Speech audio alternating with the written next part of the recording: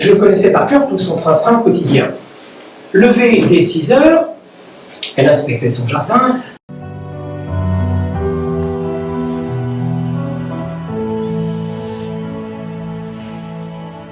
Naissance avec Monsieur Alphonse Allais. C'est un des plus grands humoristes de la fin du XXe siècle, du XIXe, de la Belle Époque, bien sûr.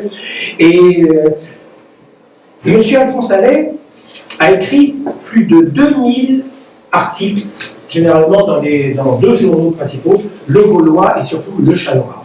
Il était aussi un spécialiste des fables express. Fables effectivement très courtes. Généralement, il y a des vers, bien sûr, et il y a toujours une moralité. Et la moralité, c'est la chute. Ainsi, la fable express d'Alphonse Allais, attention, ça va très vite.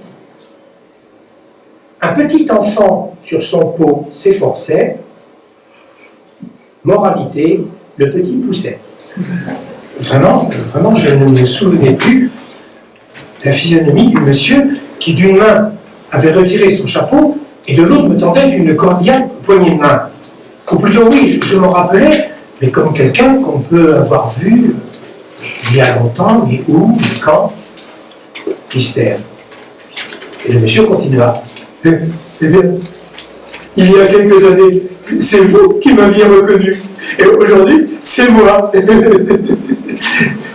Ernest Duval-Housset, de Tréville-sur-Meuse, vous me remettez. Oh, mais je vous entends avoir quand même des pensées poétiques. Exemple, celle-ci.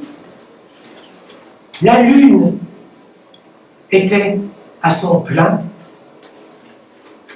et je me demande qui avait pu la mettre dans cet état. Lettre à M. Paul Déroulède, président de la Ligue des Patriotes Français. Mon cher Paul, d'avoir fait votre connaissance, et bien des choses chez vous. Vous n'aurez pas l'Alsace-Lorraine, et malgré vous, nous resterons français. Cette histoire, j'ai décidé bien sûr de vous l'illustrer comme on faisait à l'époque par des cartons que l'on appelait des intertitres. Et je dois d'ailleurs remercier ici mon fils Benoît Zamparini pour les cartons qu'il a bien voulu me préparer. L'histoire commence.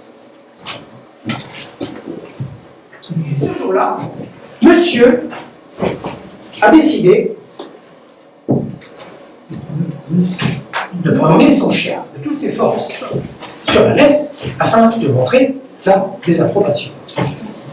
Monsieur donc suit la jeune dame dans un hôtel borgne et il s'arrête devant une porte. Mais soudain, oh joie, qui va-t-il s'avancer à sa rencontre? Oh, une copine. Oh, Azor, ce bon vieil Azor. Hello, hey, mais que t'arrive-t-il? Oui, il est anglais, il est absent.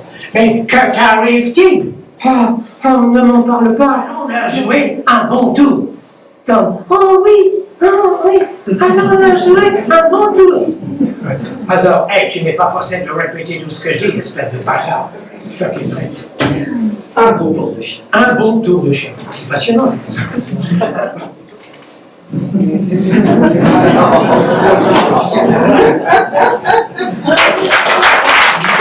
Puisque c'est un cocu qui parle de cela, malheureusement. Première définition du cocu. Un cocu est un entier qui partage sa moitié avec un tiers. Et la deuxième française, c'est « Il vaut mieux être cocu que veuf », c'est ce que j'ai écrit dans le texte, il y a moins de formalités. Ce sont des pensées d'Alphonse Allais qui se trouvaient comme ça au hasard dans ces textes. Ève est la première femme qui ait fait manger une pomme à une poire.